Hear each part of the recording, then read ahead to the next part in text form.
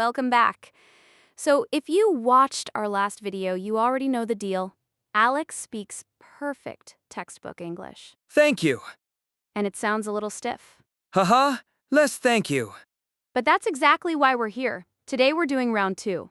Same idea, we have a real conversation.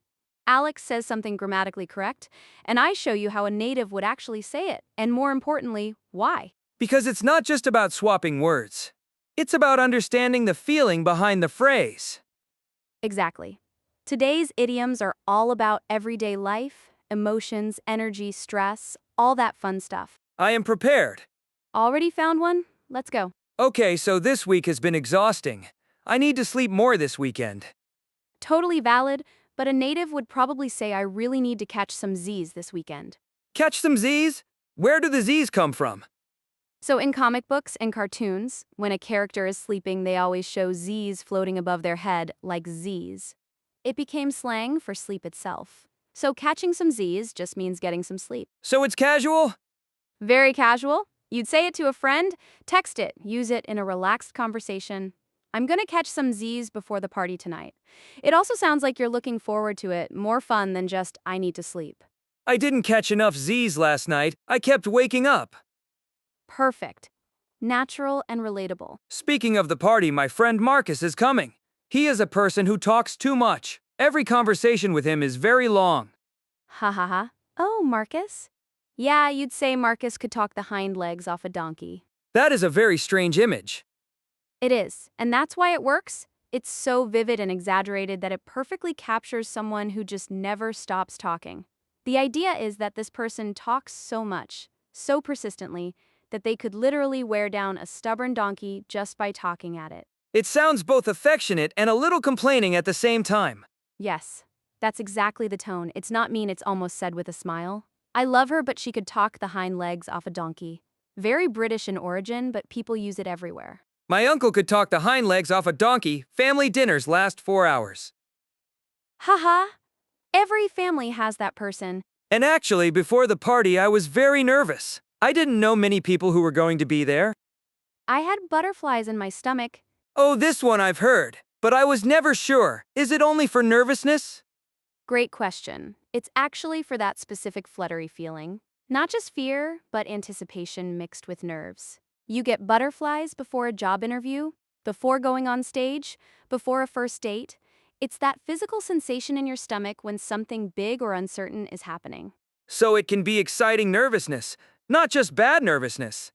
Exactly. I always get butterflies before a big presentation. That could be dread or excitement or both.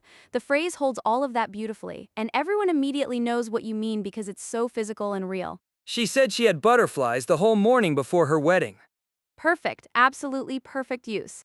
Okay, so at the party there was a situation. Someone said something rude to my friend Lena, and Lena became very angry. Lena lost her cool. Lost her cool, so cool means calm here? Exactly. Cool in English often means calm, composed, in control. When you lose your cool, you lose that composure, you snap, you raise your voice, you react emotionally. And the phrase is interesting because it carries a slight judgment, like keeping your cool is the ideal, and losing it is a slip. So it's not saying she was wrong, just that she reacted strongly? Right? It's pretty neutral. Even the most patient teacher finally lost her cool. You can understand why someone lost their cool. It doesn't make them a bad person. It just means they hit their limit. He stayed calm for an hour, but eventually lost his cool. That's great. Very natural. You know, I was worried about the drive to the party. It was quite far. But actually the traffic was good, and it was very easy. It was a piece of cake. Why cake specifically? Haha. Honestly, cake is enjoyable. It requires no effort to eat. It's a pleasure. So something being a piece of cake means it was effortless and maybe even enjoyable. It's one of those idioms that feels good to say. And the tone is positive, almost surprised. Often, yes. I was so stressed about the exam, but it was a piece of cake. There's relief in it. Or confidence. Don't worry about the interview. It'll be a piece of cake. You use it to reassure people too. I thought moving apartments would be a nightmare, but honestly, it was a piece of cake. Great.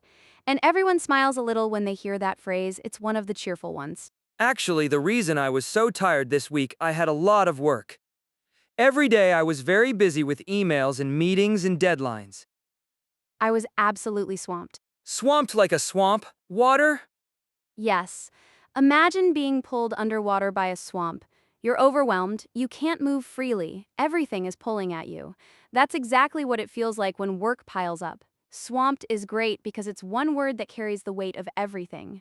And it's stronger than just busy? Much stronger. Busy is neutral, swamped tells me you were drowning in it. Sorry, I didn't reply. I've been completely swamped.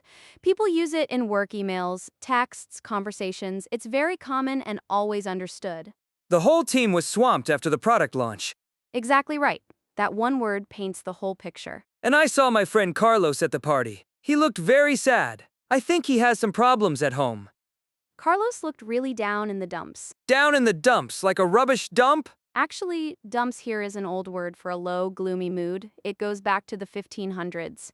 So being down in the dumps means feeling low, sad, a bit lost. It's not dramatic sadness. It's that gray, heavy feeling where someone just seems deflated. It sounds softer than saying someone is depressed. Yes, that's an important distinction. You wouldn't use it for serious depression. It's for everyday sadness or a rough patch. She's been a bit down in the dumps since she moved to a new city. Compassionate and casual at the same time. I've been down in the dumps this week, just one of those times. Perfect. And it invites empathy without being dramatic about it. Okay, so I want to talk to Carlos about his situation. But I don't want to waste time with small talk. I want to be direct and get to the important things immediately. You want to cut to the chase? I love this one. Where does it come from? Old Hollywood, in early silent films, the most exciting part was always the car chase. So producers would literally say, cut to the chase to skip the slow scenes and get to the action. Now it means skip the fluff and get straight to the point. So it's not rude, it's just efficient.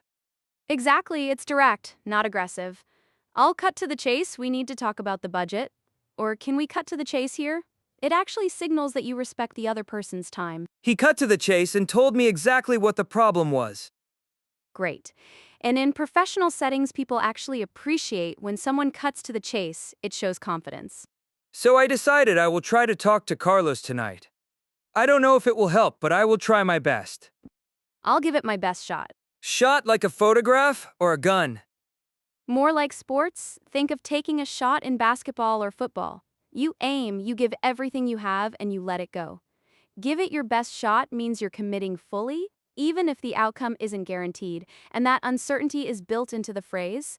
It acknowledges you might not succeed, but you're going all in anyway. So it's humble and determined at the same time? Perfectly said. I've never cooked for this many people before, but I'll give it my best shot. It sounds honest and likable. Much better than I will try my best, which can sound a bit flat. I don't know if I'll get the job, but I gave it my best shot. That's beautiful, and really that's all anyone can do. Okay, so today we learned catch some Z's. Talk the hind legs off a donkey. Butterflies in my stomach. Lost her cool. A piece of cake. Swamped, down in the dumps. Cut to the chase. And give it my best shot. 9 more idioms. And what I love about this set is how emotional they are. They don't just describe what is happening, they describe how it feels. That's what makes English feel alive. When I say I was swamped instead of I was busy, people don't just understand me, they feel what I went through. Exactly. Language is empathy. So your challenge this week, pick 2 of these and use them in a real conversation. Not to practice, just to try. See what happens. And if you missed episode 1, we'll link it right here. 9 more idioms waiting for you. Let us know in the comments which idiom surprised you the most today. Mine is talk the hind legs off a donkey. I say it about my sister constantly. Ha ha ha. She know? She would if she ever stopped talking long enough to listen. See you next time. Bye.